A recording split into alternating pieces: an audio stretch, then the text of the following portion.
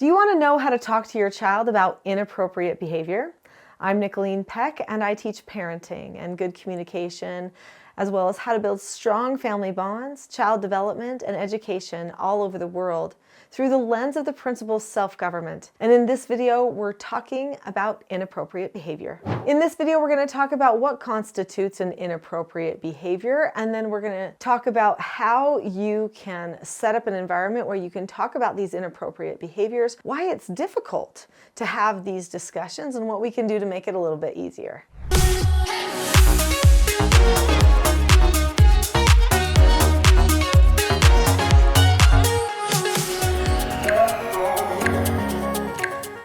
Nobody likes inappropriate behavior. Here's the thing with inappropriate behavior is the term itself is very subjective.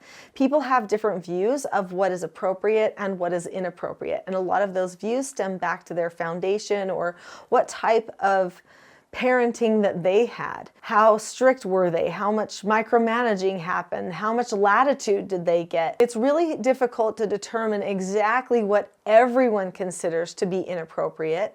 I would say by and large, most people would consider anything that is lewd, vulgar, anything that is attention-seeking to a degree that is incredibly bothersome to other people, dishonest behaviors.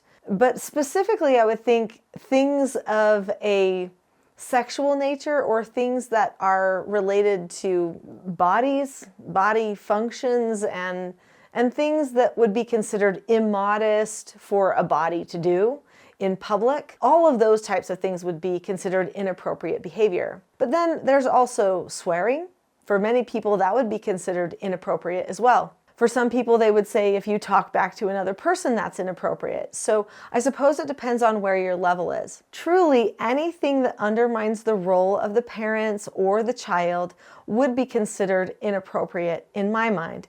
Because when a person is not able to maintain their role in the relationship, then everything becomes dysfunctional and frustrated. It ultimately hurts the child if the parent isn't able to maintain their role during all of the teaching. In this book, Roles, The Secret to Family, Business, and Social Success, it talks about the way to establish and maintain roles within your family, especially in those older years when the children start pushing back sometimes a little bit more against that parental authority. If you need help with roles because you're having a lot of inappropriate behavior and you feel like it might be stemming back from the people not really acknowledging who they are supposed to be to each other, then this book could be really beneficial. And you can find it for the cheapest price at teachingselfgovernment.com.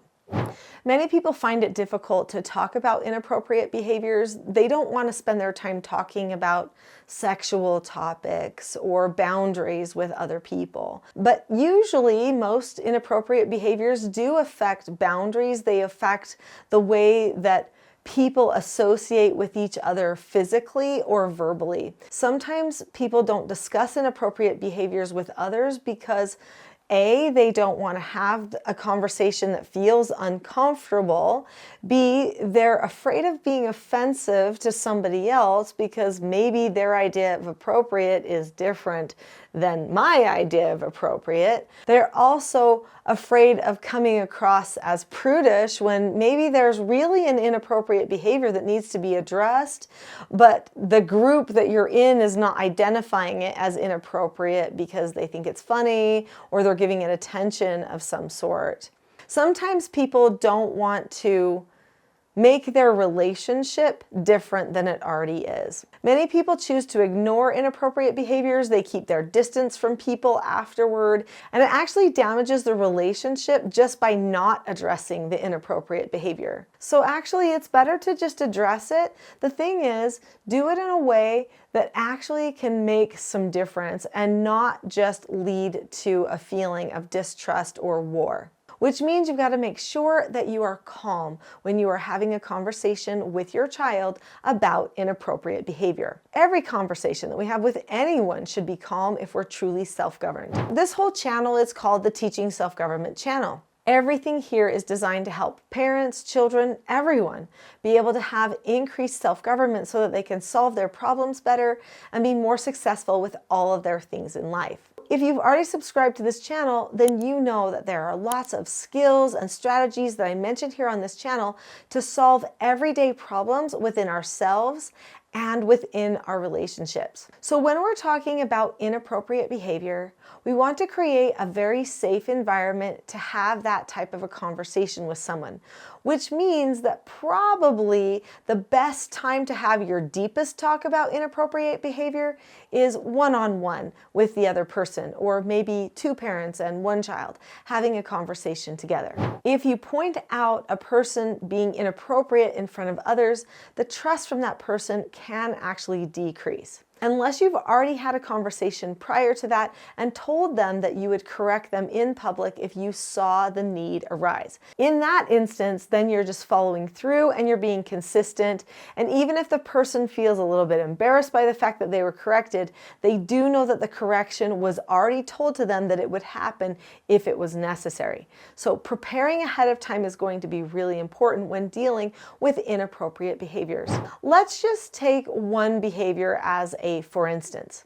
Maybe there's a person who keeps coming up to other people and hugging them. And those people feel like that's a boundary issue. And so it's out of their comfort zone. Some people are overly touchy. They like to touch other people because that's their love language, and when they feel touched by somebody else, then they also feel loved. But there's a whole bunch of people where touching is not their love language, and if you just start touching them, they start feeling like they need to get away from you and quick. They could even feel like that you're crossing over a boundary for some insidious reason. What we need to teach the person is how to observe their boundaries in a way that lets them know that they're trying to do a good thing, but there's better ways to accomplish that connection. So what I would do is I would initiate a parent counseling session with my child. In my parenting course, which is called the TSG Parenting Course, I teach how to have effective conversations with children. There are 14 steps to this process of having a really great effective parent counseling session. I'm not going to go through all of those steps here, but I'm going to hit on a few of them that I think might be most helpful for you while addressing this one topic. First, what the parent wants to do is initiate the conversation and do it in a way that doesn't seem too serious or definitely not emotional. Something that seems casual, normal, maybe just saying, hey, you want to come on a walk with me? Or let's have a popsicle out on the back porch or something like that, so that everybody feels like this is a safe time to just sit and chat. Now, don't wait to have popsicles on the back porch just for when you want to have a parent counseling session. Have a popsicle at other times too. But that's just an example of what type of casualness you can integrate into everyday life. So let's go through the steps. Step number 1 is to initiate the conversation in a casual way. Step number 2 is to describe what you've noticed in a way that isn't pointing fingers or overly emotional. So really, before step 2, you've got to check with yourself, make sure you're calm, you're not taking somebody else's behavior personally, so that you can address it in a way where there's a heart-to-heart connection. Look at your child. Look in their eyes, think of sending your heart to their heart, think how much you love them, think how you accept the fact that there's a behavior that needs to be discussed. It doesn't make or break your relationship, you're just teaching and helping them because that's your role. Then what you do is you say, okay, so I've noticed that we seem to be having a problem with making our friends feel uncomfortable. Oh, okay, now this is something that doesn't seem to directly relate to this person, so they might be intrigued. They don't want their friends to feel uncomfortable. So I might say, have you noticed that sometimes when you're hugging your friends, they don't really fully hug back, or they don't act like that they're enjoying it? Now your child might say, no, I haven't noticed that. And then you would say, well, I have. I can tell when somebody feels that way. And I think you have some friends that are feeling like they're being touched kind of without their permission. And that's a boundary issue. So When we do that, it might make the friends not want to be friends with us. Now, this brings us to step number 3, which is to give a reason or a rationale why this isn't a good practice, why this is a problem that needs to be solved. So in this conversation, you're going to go on to solicit ideas from the child, asking them, what do you want out of this relationship or out of your relationships with your friends? Why is it that you think you might be giving them hugs too often? What are you hoping to accomplish? And then let them give you feedback.